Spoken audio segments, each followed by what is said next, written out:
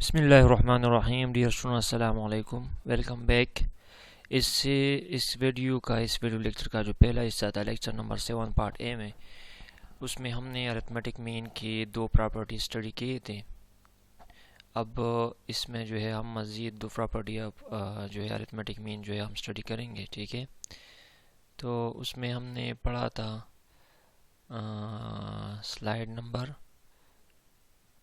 Slide number 5 तक। ठीक है, तो अब तीसरी प्रॉपर्टी ये है अरिथमेटिक मीन का कि if k subgroup of a data consisting of n1 n2 n3 of to n k observation having respective means x1 x2 bar x3 bar xk bar, then the mean for all data will be given by this formula। ठीक है, तो इसका मतलब ये है कि अब अगर हमारे साथ फॉर एग्ज़ाम्पल इस तरह लेते हैं, for example semester, second semester, fourth semester और सिक्स सेमेस्टर में स्टूडेंट्स ने मार्क्स लिए हैं। ठीक है, हर सेमेस्टर में हर क्लास में जो है स्टूडेंट्स की अपनी एक तादाद होती है। तो अगर हम 3 क्लासेस कंसिडर करें तो फिर होगा n1 n2 n3। These are the number of data are the number of student in each class. n1 are the number of students in bs2, n2 is bs4 and n3 is bs6। Observation having respective means, और फिर हर class का अपना एक average होता है। ठीक है, तो सेमेस्टर सेकंड का एवरेज जो है वो x1 है, सेमेस्टर 4 का एवरेज x2 हो गया, सेमेस्टर 6 का एवरेज जो है वो x3 होगा। तो इस तरह जब ऐसा सिचुएशन होता है तो हम ओवरऑल मीन या ओवरऑल एवरेज इससे किस तरह फाइंड करेंगे। ठीक है, तो सिंपल है, फार्मूला इस तरह है कि n1 x1 बार जो जिस क्लास का आपने एवरेज फाइंड किया है तो उस क्लास का average multiplied by the number of student and that class, then plus दूसरा द सेकंड क्लास का जो है एवरेज और फिर the number of student and that class, similarly and third case and fourth fifth.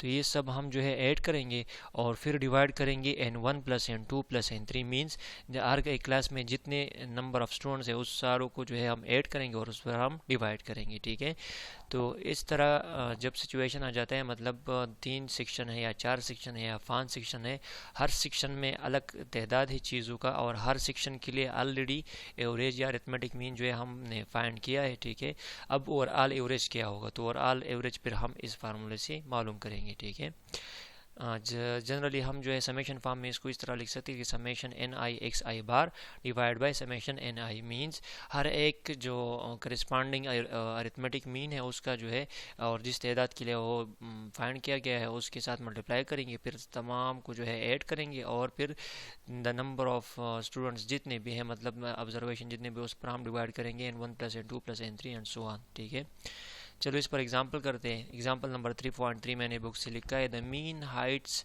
And the number of students in 3 section of a statistics class are given below. ठीक है, तो ये 3 section है, एक स्टैटिस्टिक का class है जो जिसके 3 सेक्शन है, section A, section B, section C. ठीक है, और फिर नंबर ऑफ स्टूडेंट हर एक क्लास में जो है सेक्शन ए में 40 स्टूडेंट है, सेक्शन बी में 37 स्टूडेंट है और इसी तरह सेक्शन सी में 43 स्टूडेंट्स हैं। ठीक है, नाउ मीन हाइट, एवरेज जो हाइट हमने फाइंड किया है सेक्शन ए के लिए उसमें 40 स्टूडेंट है और तमाम का जो है हमने एवरेज फाइंड किया है हाइट का, तो 62 इंच है, 62 इंच है। ठीक है, तो इसका मतलब ये है कि इस क्लास में औसतन लड़कों का जो औसतन हाइट है वो है 62। इसमें 63 भी हो सकता है, 61 भी हो सकता है, 58 भी हो सकता है, लेकिन हमने उसका एवरेज फाइंड किया है, एवरेज इसका ये है। ठीक है, नंबर सेकंड सेक्शन बी में 37 स्टूडेंट है जिसका एवरेज हाइट जो है वो 58 है, 58 इंच। इसी तरह सेक्शन सी में 43 स्टूडेंट है और उसका एवरेज हाइट 61 इंच है। Now what will be the overall mean. ठीक है, अब ये जितना भी डेटा है, मतलब section A plus section B section C से अगर मैं कहूँ कि स्टैटिस्टिक का पूरा क्लास बनता है तो स्टैटिस्टिक की पूरी क्लास का अब एवरेज हाइट क्या होगा। ठीक है, तो इसके लिए हम इस तरह करेंगे कि जैसे कि हमने पहले जो है फार्मूला में हमने स्टेट किया पहले स्लाइड में, तो इन दोनों को मल्टीप्लाई करेंगे कि 40 को 62 से मल्टीप्लाई करके तो ये 2480 आ जाएगा, फिर 37 को 58 से मल्टीप्लाई करके इस तरह 2146 आता है, 43 को 61 से मल्टीप्लाई करके 2623 आता है।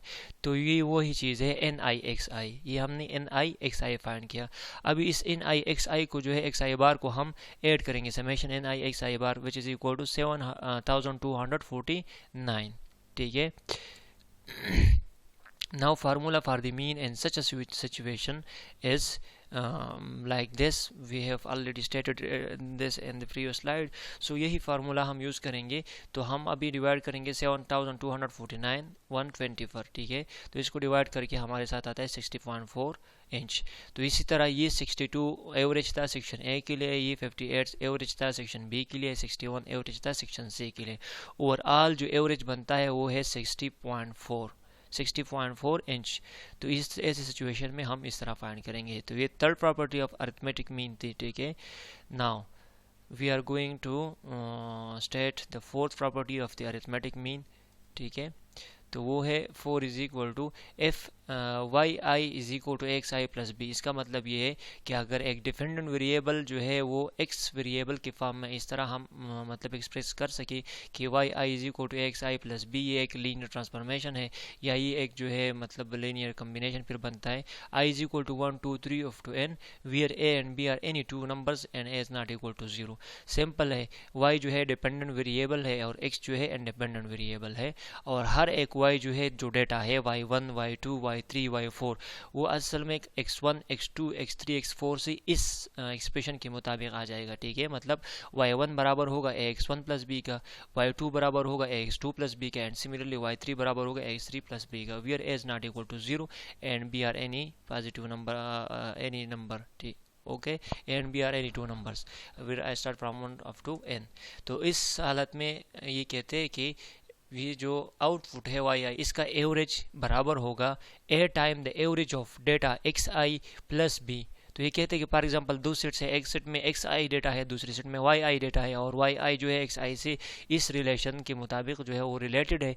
तो फिर वाई आई जो डेटा है उसका एवरेज क्या होगा, वो वाई बार होगा, और इसी तरह एक्स आई का एवरेज अगर एक्स बार है तो ये कहते हैं कि Y bar will be equal to X R plus B, ठीक है। तो ये कहते हैं कि इसकी एवरेज के दरमियान भी ये रिलेशन होगा। अच्छा, हम प्रूव करेंगे इसको किस तरह, as we know that Y I is equal to X I plus B, so putting 1, so Y one is equal to X two plus sorry A X one plus B, ये असल में A X, ठीक है। तो Y one is equal to X one plus B, similarly Y two is equal to X two plus B, and so on of to Y N is equal to A X sorry Y I is equal to X I plus B. तो ये जो है मतलब Y I is equal to X I plus B, या अगर आप इससे यहाँ पर एन लिखेंगे, ठीक है, तो भी ठीक है कि Y N is equal to X N plus B. अच्छा, हम इन तमाम को अब ऐड करेंगे, इसको ऐड करेंगे। तो summation Y I is equal to A time summation x I plus summation B. तो समेशन मतलब ये सारी इक्वेशन जब हम ऐड करेंगे तो वाई वन से लेकर वाई आई या वाई एन तक हम तमाम को जो है ऐड करके इसको समेशन वाई आई फॉर्म में लिख सकते हैं। इसी तरह ए जो है कांस्टेंट है और एक्स आई पर समेशन अप्लाई करके समेशन एक्स आई बन जाता है, और बी पर समेशन बी हम अप्लाई करेंगे, ठीक है। अच्छा, तो अभी जो है ये summation Y I is equal to a summation x i, और समेशन बी जो है बी कांस्टेंट है, पहले भी मैं बता चुका हूँ। जब कांस्टेंट पर हम समेशन अप्लाई करेंगे तो इसका मतलब ये है कि अगर बी को आप 2 टाइम ऐड करेंगे तो 2 टाइम बी आ जाता है, अगर 3 टाइम ऐड करोगे तो 3 टाइम बी आएगा, ठीक है। B plus G is equal to 3 B plus B is equal to 4 B. Similarly B अगर हम n टाइम ऐड करेंगे तो इससे एन बी आ जाएगा, ठीक है। Now dividing both hand side by n we will get summation Y I divide by n and n to summation x I divide by n plus N B divide by n। यहाँ पर ये n के साथ जो है cancel हो जाएगा, और हमारे साथ आएगा कि y bar is equal to x bar plus b, because summation Y I divide by n represent the average mean या arithmetic mean for the data output data y, and a into summation x I divide by n it represent the average mean, the average are the arithmetic mean for the data x i, ठीक है। तो ये असल में वही mean है।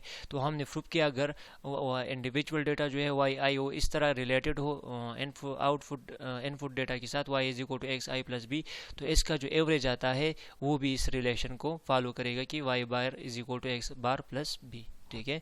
तो ये रिमेनिंग दो प्रॉपर्टीज़ थी, दो प्रॉपर्टीज़ हमने पहले इस वीडियो के पहले हिस्से में पढ़े हैं और दो अभी हो गए। तो ये प्रॉपर्टीज़ ऑफ अरिथमेटिक मीन था, ठीक है, ओके। और नेक्स्ट लेक्चर में इंशाल्लाह हम फिर arithmetic mean for group data पढ़ेंगे।